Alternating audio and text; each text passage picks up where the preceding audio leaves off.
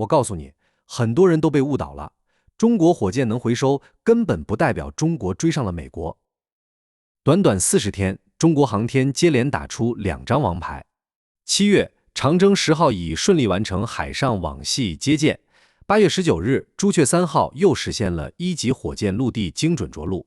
2套回收路線同步打通，全網一片歡呼，都覺得中國的可復用火箭技術已經比肩世界頂尖。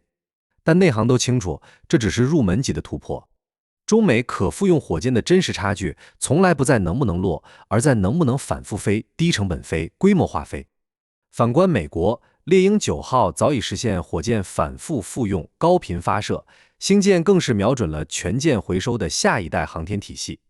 那麼問題來了，同樣是可重複使用火箭，中國和美國到底差多少？是不是真的像某些人說的那樣，已經追平了？先別急着下結論，今天我們就把獵鷹9號、長征10號乙、朱雀3號、星艦4種頂尖火箭放在一起對比，不吹不黑，只看核心技術和真實實力，徹底講透他們的回收邏輯以及中美航天的真實差距。先把最基本的問題搞明白，為什麼火箭回收這麼難呢？因為火箭1級完成工作以後，並不是慢慢掉下來，它分離的時候速度極高。接下來要迅速調整姿態，改變飛行軌跡，再進入大氣層。這個過程還會經歷劇烈的氣動載荷和加熱，最後幾十米長、幾十噸重的巨大艦體還得精準減速，落到指定位置。所以火箭回收本質上不是讓它掉下來，而是讓一個高速飛出去的巨大機器重新精準、安全地回到地面。這就是為什麼回收火箭一直被認為是航天領域最難的技術之一。而現在4種火箭走出了4種不同的路。先說最成熟的獵鷹9號，它的思路其實很好理解，火箭自己回來，自己站住，1級分離以後先掉頭，然後通過發動機反推減速，同時利用山格舵控制方向，接近地面以後再次點火，最後4條着陸腿展開，啪，穩穩站住。它可以落在陸地，也可以落在海上無人船。所以獵鷹9號真正厲害的地方，不只是會落，而是整個過程已經被反復驗證。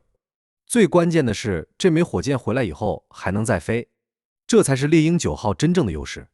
它已經不只是證明我可以回收，而是在證明我可以反復回收、反復使用。再看長征10號乙，它的思路完全不一樣。獵鷹9號是我自己站下來，長10乙則是你別管我站不站得穩，我直接讓你把我接住。1級返回以後，對準海上回收平台，下面不是一塊普通甲板，而是一套专門設計的网系捕獲系統。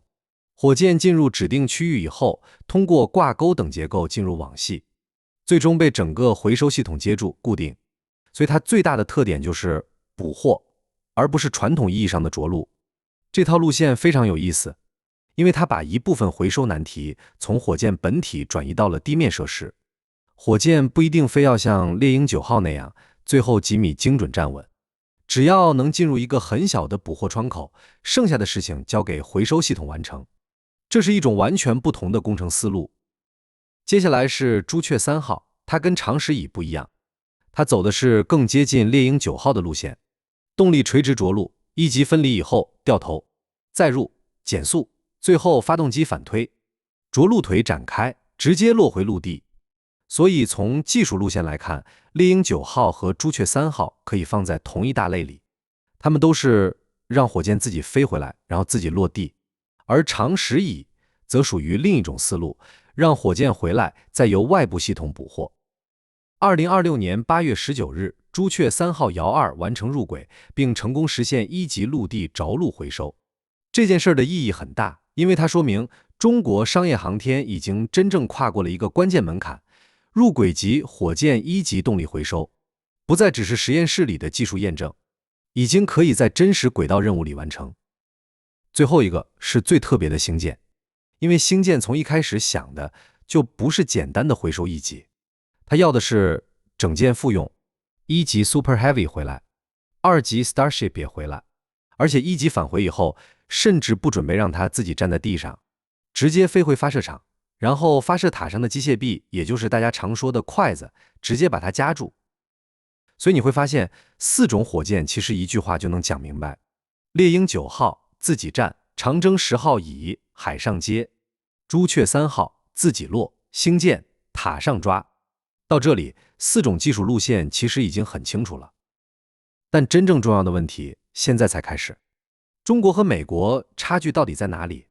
如果你只看能不能把火箭收回來，那麼今天的答案已經不是中國不會回收，美國會回收，不是了，中國已經突破了這一關，長10乙成功了，朱雀3號也成功了，所以第一關回收，中國已經邁過去。真正的差距是第二關，復用。注意這2個詞完全不是一回事兒。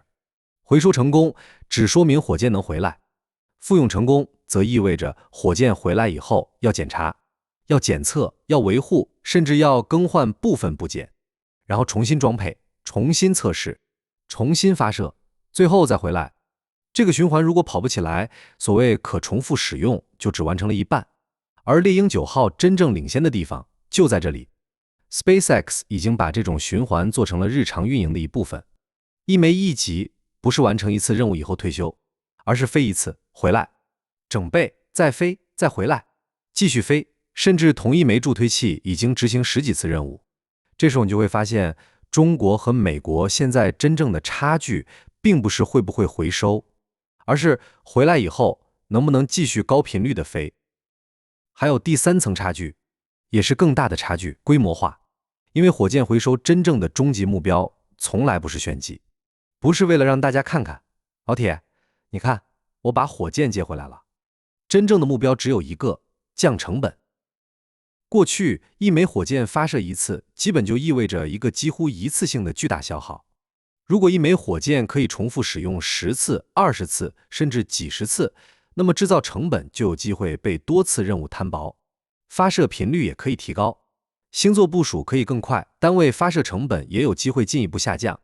所以真正完整的可重複使用體系其實是一條產業鏈，製造、發射、回收、檢測、維修、再發射、再回收，循環往復。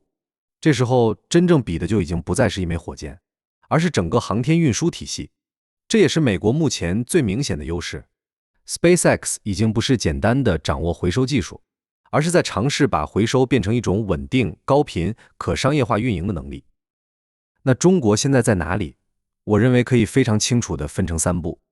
第一步，已經證明火箭能回來，長征10號乙走的是海上捕獲路線，朱雀3號走的是陸地垂直回收路線，這2條路都已經邁出了關鍵一步。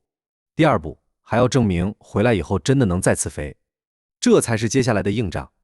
第3步，從能復用進一步走向高頻復用。一年飛多少次？一枚箭能飛多少次？整備需要多久？維修成本多高？一次發射到底能便宜多少？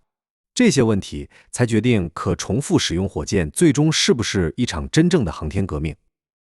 所以4枚火箭放到一起看就非常有意思了。獵鷹9號最強的地方是成熟，它已經把回收和重複使用結合起來，並形成高頻運營。